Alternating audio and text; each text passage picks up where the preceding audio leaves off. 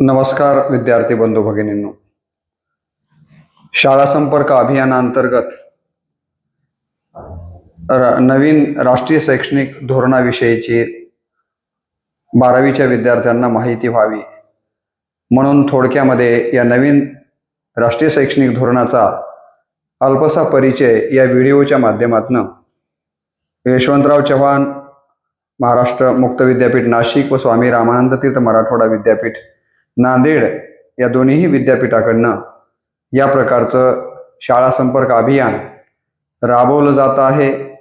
त्या अभियानाच्या अंतर्गत आपल्यापर्यंत या व्हिडिओच्या माध्यमातून पोहोचण्याचा प्रयत्न आपण करतो आहोत. पहिल्यांदा आपल्याला मला हे सांगितलं पाहिजे की मानवाच्या ज्या मूलभूत गरजा आहेत त्या म्हणजे अन्न, वस्त्र आणि निवारा. परंतु अलीकडच्या काळामध्ये अन्न, वस्त्र, निवारा एवढ्याच मानवाच्या मूलभूत गरजा नाही आहेत, तर त्याबरोबर शिक्षण, आरोग्य आणि रोजगार हे देखील आता माणसाच्या मूलभूत गरजांच्या मध्ये समाविष्ट करण्यात आलेले आहेत. आणि म्हणून ह्या 6 मानवाच्या मूलभूत गरजा आहेत आणि त्या जर खऱ्या अर्थाने त्याला पूर्ण करता आल्या तरच त्याला एक चांगलं दर्जेदार जीवन जगता येतं.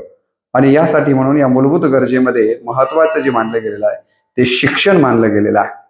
शिक्षणाचं महत्व विशद करताना डॉक्टर बाबासाहेब आंबेडकर म्हणाले होते की शिक्षण हे वाघिणीचं दूध आहे, जो कोणी प्राशन करील तो वाघासारखा गुरगुरल्याशिवाय राहणार नाही. बाबासाहेब म्हणाले की शिका, संघटित व्हा आणि संघर्ष करा. राष्ट्रसंत गाडगे महाराजांनी देखील सांगितलं, माया व्हा, बाब हो, शिकवा शिकवा शिकवा, पोरापोरींना शिकवा. घरची गरिबी असेल आणि पैसे नसतील तर घरातली भांडी कुंडी विका. अंगावरती चांगले कपडे मायावा घालू नका, बाबा हो घालू नका, परंतु लेकरांना शिकवा शिकवा शिकवा, अशा प्रकारचा विचार त्यांनी देखील मांडला. अनेक विचारवंतांनी, शिक्षण तज्ज्ञांनी, महापुरुषांनी शिक्षणाला अत्यंत महत्वाचं स्थान दिलेलं आहे. माझ्या संस्थेचे संस्थापक अध्यक्ष कर्मवीर किशनरावजी राठोड साहेब, माझे आमदार, ते नेहमी म्हणत असायचे की या कालावधीमध्ये सगळ्यात मोठा देव जर कोणता असेल तर शिक्षण हाच देव. एका अत्यंत कमी शिकलेल्या, 4थी शिकलेल्या माणसाने देखील शिक्षणाचं महत्व जाणलं. आणि म्हणून आपण पाहतोय की आज विमुक्त जाती सेवा समिती वसंतनगरच्या माध्यमातून जवळपास 20 शाखा आणि 500 पेक्षा जास्त कर्मचारी आणि हजारो विद्यार्थी शिक्षण घेताना दिसत आहेत. म्हणजे शिक्षणाला किती महत्व दिलं गेलं ही गोष्ट आपण लक्षात घेतली पाहिजे. जेव्हा आपला देश 15 ऑगस्ट 1947 स्वतंत्र झाला आणि त्यानंतर आपल्याला माहिती आहे की 26 जानेवारी 1950 या देशाला आपली राज्यघटना, संविधान लागू झालं. आणि त्यानंतर आपल्याला माहिती आहे की या देशामध्ये स्वातंत्र्याच्या नंतर संवैधानिक मूल्य लागू झाले पाहिजेत.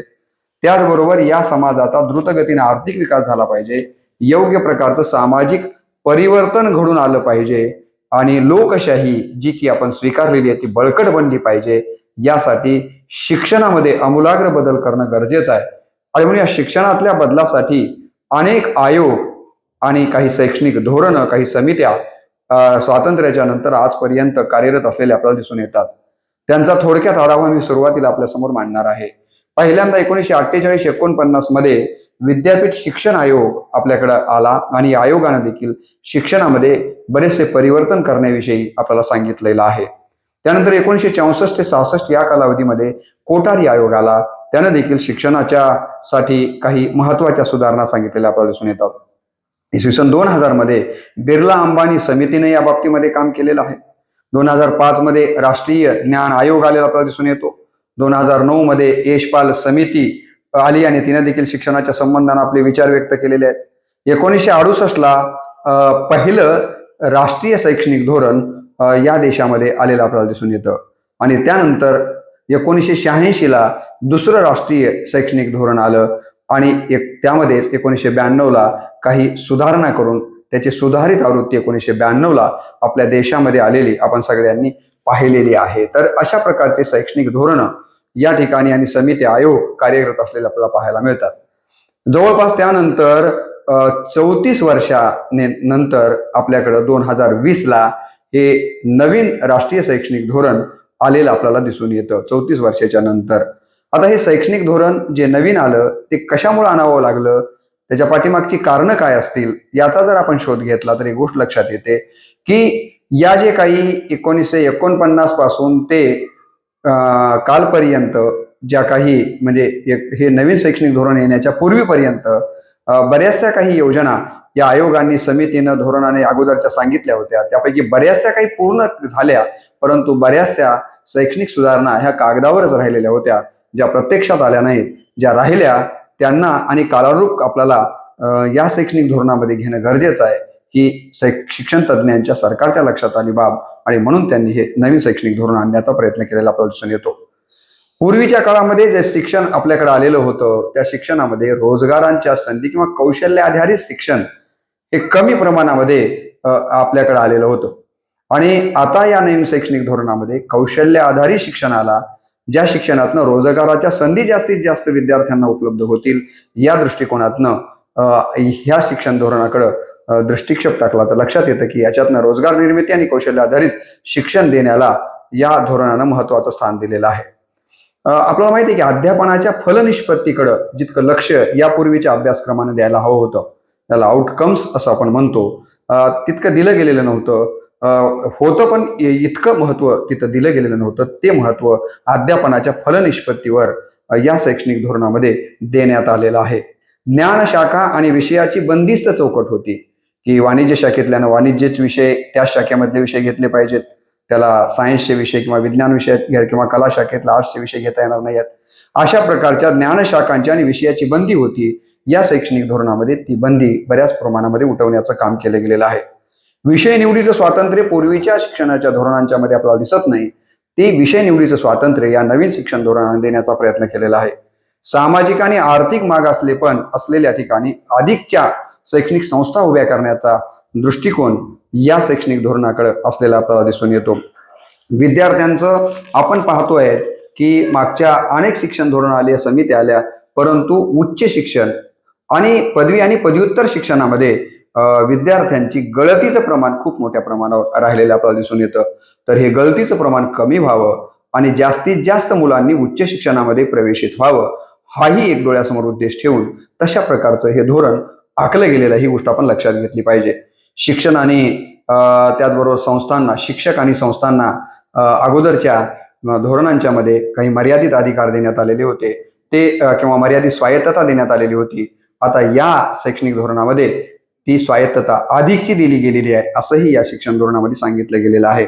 विद्यापीठ आणि महाविद्यालयात संशोधन व नवनिर्मितीकडं म्हणावं तेवढं लक्ष यापूर्वीच्या शिक्षणात दिले गेलेलं आपल्याला दिसत नाहीये. त्याचं प्रमाण फार अत्यल्प होतं. परंतु या शिक्षण धोरणाचा मुख्य उद्देश हाही आहे की विद्यापीठ आणि महाविद्यालयामध्ये संशोधन आणि नवनिर्मितीकडे जास्तीत जास्त लक्ष या शिक्षण धोरणाने दिलेलं आहे आणि त्या प्रकारची काम या शिक्षण धोरणातून त्यांना करून घ्यायचं आहे. असं म्हणतात की पूर्वी संशोधनासाठी अपुरा निधी दिला गेलेला होता आणि त्यामुळे संशोधन जेवढ्या मोठ्या प्रमाणावर पाश्चात्य देशामध्ये, परकीय देशामध्ये संशोधनाला जसा खूप मोठ्या प्रमाणावर निधी दिला जातो, तसा निधी या शिक्षण धोरणामध्ये देण्याचं सरकारनं ठरवलेलं आहे आणि या शिक्षण धोरणामध्ये संशोधनाला निश्चितपणे जास्तीचा निधी दिला जाणार आहे. राजकीय हस्तक्षेप असं सांगितलं जातं की यापूर्वीच्या शिक्षण धोरणाच्या मध्ये, शैक्षणिक संस्थांच्या मध्ये होता, तो कमी करण्याचा प्रयत्न देखील या शिक्षण धोरणानं होणार आहे असं सांगितलं जात आहे. महाविद्यालयाचा विद्यापीठावर भार होता. तुम्हाला माहिती आहे की विद्यापीठानं परीक्षा घ्यायच्या, त्याच्या निकाल लावायचा, इलिजिबिलिटी विद्यापीठानंच करायची, प्राध्यापकाच्या नेमणुका त्यांनीच करायच्या, त्यांचे अप्रूव्हल द्यायचे, म्हणजे अशा विविध कामांच्यामुळं विद्यापीठाला संशोधनाकडं आणि त्याचबरोबर नवनिर्मितीकडे जास्त लक्ष देता येत नव्हतं. तर हे कामं विद्यापीठाकडनं कमी करून महाविद्यालयाकडे सोपवली जाऊन विद्यापीठाला जास्तीत जास्त संशोधन आणि नवनिर्मितीकडे घेऊन जाण्याचं उद्दिष्ट या शिक्षण धोरणामध्ये, ही गोष्ट आपण लक्षात घेतली पाहिजे. शिक्षणावर अपुरा निधी खर्च केला जात होता. खरं तर प्रत्येक आयोगानं 6% GDPच्या 6% खर्च केला गेला पाहिजे असं सांगितलं, पण 3-3.5% पुढे या देशामध्ये हा निधी खर्च केला गेलेला नाही आहे. या शिक्षण धोरण असं म्हणतं की 6% तरी कमीत कमी GDPच्या खर्च, म्हणजे जास्तीचा निधी या उच्च शिक्षणावर खर्च करण्याबद्दलचं देखील हे शिक्षण धोरण हमी देताना आपल्याला दिसून येत आहे. आता हे शिक्षण धोरण कधी आलं, कसं आलं, याबद्दलचा थोडा इतिहास आपण पाहायला पाहिजे. आपल्याला माहिती असेल की या देशामधले कस्तुरीरंगन या विद्वान व्यक्तीच्या अध्यक्षतेखाली एक समिती नेमली गेली. त्या समितीनं सर्वांग परिपूर्ण आपल्या सहकार्यांच्या माध्यमातून या देशातल्या विविध समस्यांचा, विविध शैक्षणिक वातावरणाचा अभ्यास केला आणि एक शिफारसी केंद्र सरकारकडे केलेल्या आहेत. नवीन शैक्षणिक धोरणाच्या आणि या शिफारसींना किंवा या नवीन शैक्षणिक धोरणाला 29 जुलै 2020ला केंद्र सरकारच्या मंत्रिमंडळानं मान्यता दिलेली आहे आणि म्हणून आपण या शैक्षणिक धोरणाला 20ला मान्यता मिळाली, 29 जुलै 2020ला. म्हणून याला आपण म्हणतो NEP 2020 किंवा राष्ट्रीय नवीन शैक्षणिक धोरण 2020, कारण त्याला मान्यता त्या वेळेला मिळालेली आहे आणि म्हणून ही आपण गोष्ट लक्षात घेतली पाहिजे. आणि जवळपास 34 वर्षाच्या प्रदीर्घ कालावधीनंतर 1986च्या नंतर हे नवीन शैक्षणिक धोरण या देशाला 2020ला मिळालेलं, ही गोष्ट आपण लक्षात घेतली पाहिजे. आता हे शैक्षणिक धोरणाची उद्दिष्ट म्हणजे काय डोळ्यासमोर ठेवून हे शैक्षणिक धोरण आलं, तर काळासोबत आपण बदललं पाहिजे हा दृष्टिकोन डोळ्यासमोर ठेवून हे शैक्षणिक धोरण काम करणार आहे. शिक्षणाचा मुख्य उद्देश हा योग्य प्रकारचं परिवर्तन घडलं पाहिजे समाजामध्ये, माणसामध्ये. तोही एक दृष्टिकोन या शैक्षणिक धोरणाच्या समोर आहे, ही गोष्ट आपण लक्षात घेतली पाहिजे. आणि त्यातले त्यात या शैक्षणिक धोरणाचा एक उद्दिष्ट आहे की भारत केंद्रित शिक्षण आहे. म्हणजे भारताच्या ज्या विविध प्रकारच्या ज्ञानशाखा आहेत त्या ज्ञानशाखांचा या मुलांना पहिल्यांदा अभ्यास झाणं महत्वाचं आहे. कारण ज्या भारतामध्ये आपण राहतो त्या देशातल्या ज्ञानशाखांचा, तिथल्या ज्ञानपरंपरांचा अभ्यास म्हणून मुलांना या शिक्षण धोरणाच्या माध्यमातून करून दिला जाणार आहे. म्हणून भारत केंद्रित शिक्षण या म्हणजे धोरणाचं एक महत्वाचं उद्दिष्ट, ही गोष्ट आपण लक्षात घेतली पाहिजे. हे शैक्षणिक धोरण असं म्हणतं की यामध्ये जी काही मुलं शिक्षण घेतील ते आत्मनिर्भर बनवली जाणार आहेत. म्हणजे यापूर्वीच्या शिक्षणातनं मुलगा पदवी घेऊन आत्मनिर्भर होईलच असं काही सांगता येत नव्हतं, पण हे शैक्षणिक धोरण असं सांगतं की या शैक्षणिक धोरणामध्ये जी मुलं काही शिक्षण घेतील ते आत्मनिर्भर बनवण्याचा उद्दिष्ट मला असं वाटतं की या शैक्षणिक धोरणानं ठेवलेलं आहे. त्याचबरोबर सामाजिक जाणीवा जागृत करायच्या आहेत. सामाजिक बांधिलकी अलीकडच्या पिढीमध्ये फार कमी व्हायला लागलेली आहे. माणसं माणसांच्यापासून संवेदनशील होत चाललेली आहेत. देशाबद्दल, परिवाराबद्दल, समाजाबद्दलचं जी काही अटॅचमेंट असायला पाहिजे, जी काही बांधिलकी असायला पाहिजे, जी काही जाणीव असायला पाहिजे ती कमी होते आहे आणि ती वाढली पाहिजे. हाही एक दृष्टिकोन या नवीन शैक्षणिक धोरणाच्या मुळाशी, ही गोष्ट आपण लक्षात घेतली पाहिजे. मातृभाषेचा आग्रह या शैक्षणिक धोरणाच्या माध्यमातून केला जातो आहे. आणि महत्वाचं जे काही शिक्षणातले 4 घटक आहेत, विद्यार्थी, शिक्षक, पालक आणि चालक, तर या 4ही घटकांच्या पैकी सगळ्यात महत्वाचं जर या शैक्षणिक धोरणात कशाला महत्व दिलं गेलं असेल तर ते विद्यार्थी केंद्रित शिक्षण, विद्यार्थ्याला अत्यंत महत्वाचं केंद्रस्थानी ठेवून हे शैक्षणिक धोरण आलेलं आपल्याला दिसून येतं. इथं विषय निवडीचं स्वातंत्र्य विद्यार्थ्यांना देण्यात आलेलं आहे. या ठिकाणी सर्व शाखा महत्वपूर्ण मानल्या गेलेल्या आहेत. विज्ञान शाखा महत्वाची, कला शाखा महत्वाची नाही असं नाहीये, सगळ्याच शाखा महत्वाच्या आहेत. या प्रकारचा विचार देखील इथं मांडला गेलेला आहे. एकाच वेळी वेगवेगळ्या विद्याशाखांचा अभ्यास करण्याची संधी या नवीन शैक्षणिक धोरणाच्या माध्यमातून मिळणार आहे. मी यापूर्वी सांगितल्याप्रमाणे भारतीय ज्ञानशाखांचा अभ्यास करण्याची संधी याच्यातनं आपल्याला प्राप्त होणार आहे. अनुभवातून ज्ञानप्राप्ती, केवळ पुस्तक वाचायचं किंवा 4 भिंतीच्या वर्गामध्ये बसूनच ज्ञान प्राप्त करून चालत नाही, तर हे ज्ञान प्रात्यक्षिकाच्या माध्यमातून, फील्ड वर्कच्या माध्यमातून मिळालं पाहिजे. म्हणून अनुभवातून ज्ञानप्राप्ती झाली पाहिजे. हा एक मुख्य उद्देश या नवीन शैक्षणिक धोरणानं आपल्या डोळ्यासमोर ठेवलेला, ही गोष्ट आपण लक्षात घेतली पाहिजे. आणि समान श्रेयांक पद्धती सर्वत्र लागू करण्याचा निर्णय यातनं घेण्यात आलेला आहे. यामध्ये मल्टिपल एंट्री बी आहे आणि मल्टिपल एक्झिट होण्याचा देखील संधी या शैक्षणिक धोरणानं दिलेली आहे, ही आपण लक्षात घेतली पाहिजे. 48 क्रेडिट केले तर प्रथम वर्ष पूर्ण करता येतं. तुम्ही जर मधात हे प्रथम वर्ष पूर्ण केलं, तुमच्या अकाउंटमध्ये समजा 48 क्रेडिट जर जमा झाले तर मध्यंतरी तुम्हाला शिक्षण सोडून काही काळ जर बाहेर जायचं असेल तर जाता येतं, पण ते जास्तीत जास्त 7 वर्षापर्यंत. नंतर तुम्हाला पुन्हा जे काही तुम्ही क्रेडिट मिळवलेले होते ते परत ग्राह्य धरले जातील. अशा प्रकारचा एक बदलाव यामध्ये केलेला आहे. ABC अकॅडमिक बँक क्रेडिट या प्रकारची क्रेडिट सिस्टीम इथं आलेली आपल्याला लक्षात घेतली पाहिजे. मी आता सांगितल्याप्रमाणे प्राप्त केलेले जे श्रेयांक आहे ते संग्रहित ठेवून आवश्यक तेव्हा उपयोगात आणण्याची संधी इथं देण्यात आलेली आहे. 3 आणि 4 वर्षाचा पदवीचा अभ्यासक्रम, पदवी ही 3 वर्षाची आहे आणि 4ही वर्षाची आहे. तुम्हाला कुठल्या प्रकारची पदवी प्राप्त करायची आहे ते तुम्ही ठरवायचं आहे. क्रीडा, सांस्कृतिक, NSS, NCC सारख्या उपक्रमांचा अभ्यासक्रमात समावेश करण्यात आलेला आहे. त्याचे देखील क्रेडिट तुम्हाला मिळणार आहे. तुमचा ज्या आता सांगितलेल्या क्षेत्रापैकी ज्याच्यात रस असेल त्यामध्ये तुम्ही क्रेडिट प्राप्त करू शकता असंही यामध्ये सांगण्यात आलेलं आहे. मी यापूर्वी म्हटल्याप्रमाणे कौशल्य आधारित शिक्षणाला महत्वाचं स्थान दिलं गेलेलं आहे. व्होकेशनल व स्किल शिक्षणाला महत्व देण्यात आलेलं आहे. कोर्स ऑब्जेक्टिव्ह महत्वाचे मानलेले आहेत. त्याचबरोबर मी आताच म्हटलं की आउटकम्स असणं देखील आवश्यक मानलेलं आहे.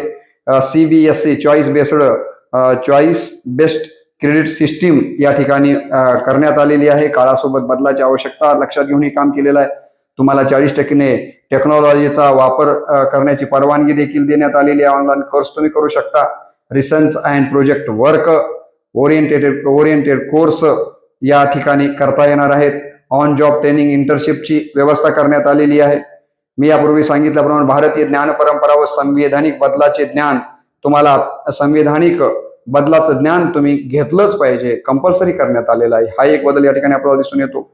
आणि एक गोष्ट आपण लक्षात घेतली पाहिजे की तुम्हाला मेजरही विषय घेता येतील, मायनरही विषय घेता येतील. पण बदल हा आहे की मेजर जो विषय तुम्ही घेतले त्या मेजर विषयामध्येच PG करता येईल, पोस्ट ग्रॅज्युएशन करता येईल. मायनर विषयामध्ये पोस्ट ग्रॅज्युएशन करता येणार नाहीये. मायनर विषयामध्ये तुम्ही इतर शाखेतल्या विषयांना किंवा आता सांगितल्याप्रमाणे NSS वगैरे सारख्या गोष्टींना स्थान देऊ शकता. प्रत्येक वर्षी तुम्हाला सर्टिफिकेट दिलं जाणार आहे. पहिल्या वर्षी जे सर्टिफिकेट दिलं जाणार आहे तुम्हाला माहिती आहे की त्या सर्टिफिकेट दिलं जाणार आहे 2 सेमिस्टरच्या नंतर, अंडर ग्रॅज्युएट म्हणतात. दुसऱ्या वर्षी 4 सेमिस्टर झाल्याच्या नंतर जे सर्टिफिकेट दिलं जाणार आहे त्याला डिप्लोमा म्हटलं जाणार आहे. तिसऱ्या वर्षी जे सर्टिफिकेट तुम्हाला मिळणार आहे 6 क्रेडिट म्हणजे 6 सेमिस्टर झाल्याच्या नंतर त्याला बॅचलर डिग्री म्हटलं जाणार आहे, पदवी प्रमाणपत्र. आणि चौथ्या वर्षी जर तुम्ही या ठिकाणी सर्टिफिकेट तुम्हाला जे मिळणार आहे त्याला BA BCom BSc with honours म्हटलं जाणार आहे किंवा BCom with research, BA BSc with research अशा प्रकारचं देखील या ठिकाणी सांगण्यात आलेलं आहे. 176 क्रेडिट करणं कंपल्सरीचं आहे. एवढे क्रेडिट तुम्ही केलेच पाहिजे असं सांगितलं गेलेलं आहे. विद्यार्थ्याला 1 वर्षाचा अभ्यासक्रमामध्ये 2 सेमिस्टर पूर्ण केल्यानंतर प्रमाणपत्र मिळणार आहे. परंतु यासाठी किमान 40 आणि कमाल 44 क्रेडिट्सची आवश्यकता असेल. किमान 40 आणि कमाल 44 क्रेडिट्स करणं गरजेचं आहे विद्यार्थ्याला 1 वर्षाचा अभ्यासक्रमामध्ये 2 सेमिस्टरमध्ये. तर 3 वर्षाची पदवी अभ्यासक्रमात 6 सेमिस्टर पूर्ण केल्यानंतर बॅचलर पदवी मिळविण्यासाठी किमान 120 आणि कमाल 132 क्रेडिट्स आवश्यक असतील. विद्यार्थ्यांना बाहेर पडताना प्रत्येक टप्प्यावर 10 क्रेडिट्सच्या 2 महिन्याचा इंटर्नशिप आणि स्किल कोर्स पूर्ण करावा लागणार आहे. त्याशिवाय तुम्हाला बाहेर पडता येणार नाहीये. शिक्षण पूर्ण करण्यासाठी कोणत्याही विद्यापीठात प्रवेश घेण्याची मुभा आहे. इथं कुठल्याच प्रकारचं बंधन नाहीये. चौथ्या वर्षी 8 सेमिस्टर पूर्ण केल्यानंतर संशोधन किंवा स्पेशलायझेशन पूर्ण झाल्यानंतर विद्यार्थ्यांना ऑनर्स पदवी मिळेल. यासाठी किमान 160 आणि कमाल 176 क्रेडिट्सची आवश्यकता असणार आहे. विद्यार्थी 4 वर्षाचा पदवी अभ्यासक्रम पूर्ण करत असताना पहिल्या, दुसऱ्या व तिसऱ्या वर्षी सेमिस्टर पूर्ण करून बाहेर पडल्यावर विद्यार्थ्याला पुन्हा त्याच ठिकाणी किंवा वेगळ्या उच्च शिक्षण संस्थेत पुन्हा प्रवेश घेण्याचा पर्याय असेल. ही गोष्ट देखील यात आलेली आहे. ही गोष्ट आपण लक्षात घ्या. 5 वर्षामध्ये PG करता येईल. पूर्वी देखील आपण माहिती आहे की 3 वर्षाची डिग्री असायची आणि 2 वर्षाची PG असायची. आता तुम्हाला 4 वर्षाची डिग्री करून 1 वर्षाची PG असं देखील यामध्ये करता येणार आहे किंवा जुन्या पद्धतीने देखील तुम्हाला पदवी प्राप्त करता येईल. ऑनर्स स्पेशलायझेशन पदवीसह 4 वर्षाच्या बहुउद्देशीय पदवी कार्यक्रमात 4थ्या वर्षामध्ये काय म्हटलंय बघा, प्रति सत्र किमान 20 क्रेडिटसह संशोधन प्रकल्प, सेमिनार, प्रबंध आणि इंटर्नशिप असतील. हा बदल आहे. विद्यार्थ्यांनी 3 वर्षाचा पदवी अभ्यासक्रम पूर्ण करून बॅचलर पदवी मिळवली असेल तर त्याला पदव्युत्तर अभ्यासक्रम पूर्ण करण्यासाठी 2 वर्ष किंवा 4 सेमिस्टर पूर्ण कराव्या लागतात. यानंतर पदव्युत्तर पदवी किंवा मास्टर्स डिग्री मिळते. हा पारंपरिक पर्याय मी यापूर्वी म्हटल्याप्रमाणे कायम राहणार आहे.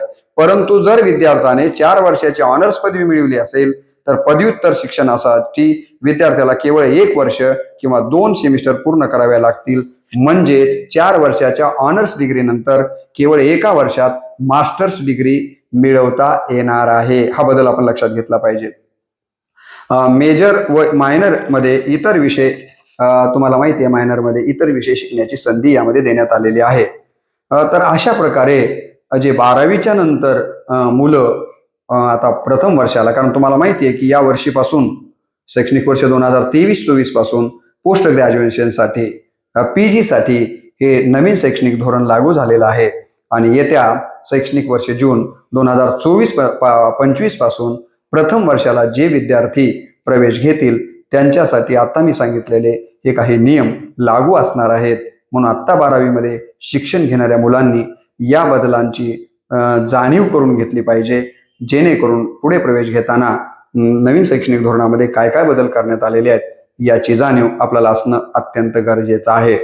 मला असं वाटतं की शाळा संपर्क अभियानामध्ये तुम्हाला इतक्या गोष्टी सांगणं अत्यंत महत्त्वाचं आहे. त्यानंतर मग उच्च शिक्षण संस्थांची पुनर्रचना आणि एकत्रीकरण, त्यानंतर मग 3000 विद्यार्थी संख्या नसेल तर त्या महाविद्यालयाला इतर महाविद्यालय जिथं 3000 विद्यार्थ्यांची संख्या तिथं जोडलं जाणार आहे. स्वायत्त महाविद्यालय, त्याचबरोबर परदेशी विद्यापीठांना, खाजगी विद्यापीठांना इथं परवानगी देण्यात आलेली आहे. अशा बऱ्याच प्रकारचे बदल आहेत, परंतु त्याची आज तरी मला असं वाटतं की तुम्हा विद्यार्थ्यांना फार विस्तारानं जाणीव करण्याची गरज नाही आहे. हळूहळू या गोष्टींची माहिती आपल्याला निश्चितपणे होईल. तुर्तास आपल्याला एवढी जरी माहिती या संबंधानं झाली की आपण प्रवेश घेत असताना प्रथम वर्षाला या प्रकारचे बदल होणार आहेत, एवढं जर आपल्या लक्षात आलं तरीही या विद्यार्थी संपर्क अभियानाचं फलित होईल, एवढं मात्र आपण निश्चितपणे लक्षात घेणं महत्त्वाचं आहे आणि ते आपण लक्षात घ्यावं. याच उद्देशानं हा व्हिडिओ मी बनवलेला आहे. या व्हिडिओचं आपण श्रवण करा. जी मुलं 12वीला असतील त्या मुलांच्या पर्यंत, आमचे जर कोणी प्राध्यापक बांधव ऐकत असतील तर त्यांच्यापर्यंत हा व्हिडिओ पाठवावा आणि विद्यार्थ्यांना नवीन शैक्षणिक धोरणाबद्दलचा केवळ 12वीच्या विद्यार्थ्यांना जितका भाग महत्त्वाचा वाटतो तितका त्यांच्यापर्यंत पोहोचवण्याचा प्रयत्न करावा. यामध्ये अनेक त्रुटी आहेत, त्याच्या काही आपल्याला माहिती आहे की कोणताही धोरण येतं तेव्हा त्या धोरणामध्ये काही सकारात्मक बाबी असतात, काही नकारात्मक बाबी असतात, परंतु आज तुमच्या समोर नकारात्मक बाजू ठेवण्याचा मला असं वाटतं की हा दिवस नाही, ही वेळ नाही आहे आणि त्याची काही मी पूर्ण सांगोपांग चर्चा करण्यासाठी हा व्हिडिओ बनवलेला नाही आहे. तर व्हिडिओ एवढ्यासाठी बनवलेला आहे की येणाऱ्या काळामध्ये जे काही पुढच्या वर्षीपासनं 2024-25 पासनं तुम्हाला हे नवीन शैक्षणिक धोरण लागू होणार आहे, त्यातले काही महत्त्वाचे जे काही त्याची उद्दिष्ट असतील, त्याच्यातले काही जे बदल असतील ते आपल्यापर्यंत पोहोचवण्याचा मी प्रयत्न केलेला आहे. सांगत असताना मी हे शैक्षणिक धोरण जाणून घेत असताना जर काही त्रुटी राहिलेल्या असतील तर त्या त्रुटी मला असं वाटतं की माझ्या अभ्यासामध्ये कमतरता राहिल्यामुळे झाल्यात असं समजून त्या त्रुटी जर काही राहिल्या असतील तर आणखीन त्या जास्तीत जास्त समजून घेण्याचा तज्ज्ञ व्यक्तीकडनं प्रयत्न करावा किंवा माझ्याशी संपर्क करावा. मग त्यातून आपल्याला राहिलेल्या त्रुटींच्या बद्दलची चर्चा करता येईल. हा व्हिडिओ आपण शेवटपर्यंत ऐकावा आणि जास्तीत जास्त विद्यार्थ्यांपर्यंत हा व्हिडिओ पाठवावा. याशिवाय असेच काही वेगवेगळ्या विषयांच्यावरतीतले व्हिडिओ जवळपास 100-125 माझ्या रामकृष्ण बदने या यूट्यूबवरती अपलोड करण्यात आलेले आहेत. माझ्या चॅनलला सबस्क्राईब करून ते व्हिडिओ देखील आपण सगळ्यांनी ऐकावेत अशा प्रकारची विनंती करतो. आणि या नवीन शैक्षणिक धोरणाला सामोरं जाताना सकारात्मकतेनं सामोरं जा. अजिबात कुठल्याही प्रकारे या धोरणाकडं पाहत असताना घाबरण्याचं कारण नाही आहे. उलट आपला सर्वांगीण विकास विद्यार्थ्यांचा कसा होईल, त्याच्या हाताला काम कसं मिळेल, त्याला कौशल्य आधारित शिक्षण कसं प्राप्त करून देता येईल, सामाजिक जाणीवा, सामाजिक बांधिलकी त्याच्यामध्ये कशी निर्माण करता येईल, भारत केंद्रित भारताची ज्ञान परंपरा, संवैधानिक मूल्य अशा अत्यंत महत्त्वाच्या गोष्टी या शिक्षण धोरणानं आपल्यासमोर ठेवलेल्या आहेत. त्याच्याकडे आपण सकारात्मक दृष्टीनंच पाहावं आणि या आलेल्या या धोरणाचं आपण सगळ्यांनी स्वागत करावं एवढी अपेक्षा या निमित्तानं करतो. होऊ घातलेल्या 12वीच्या परीक्षेसाठी आपल्या सगळ्यांना मनपूर्वक शुभेच्छा देतो आणि पुढच्या वर्षी मग ते यशवंतराव चव्हाण मुक्त विद्यापीठ नाशिक असेल की स्वामी रामानंद तीर्थ मराठवाडा विद्यापीठ नांदेड किंवा अन्य कुठल्याही विद्यापीठांच्या मध्ये आपण आमच्या पदवी अभ्यासक्रमासाठी प्रवेशित होण्यासाठी यावं अशा प्रकारचं आपल्या सगळ्यांना नम्र आव्हान करतो आणि मी माझ्या व्हिडिओला या ठिकाणी पूर्णविराम देतो. नमस्कार.